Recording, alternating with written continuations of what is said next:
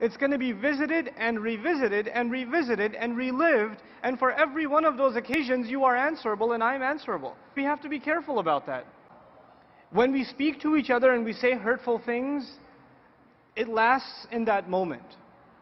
But when you put an absurd and obnoxious and arrogant comment online and you become one of those trolls that say ridiculous things under videos or under blog posts, etc., etc., every time someone hears your inappropriate comments, it's going to be a debit for you, because every time evil has increased, something bad has increased in the world, someone else has been exposed to evil because of your words, you're responsible. In that sense, putting stuff up online, you need to be a lot more careful than you are actually in person, because in person that conversation died immediately.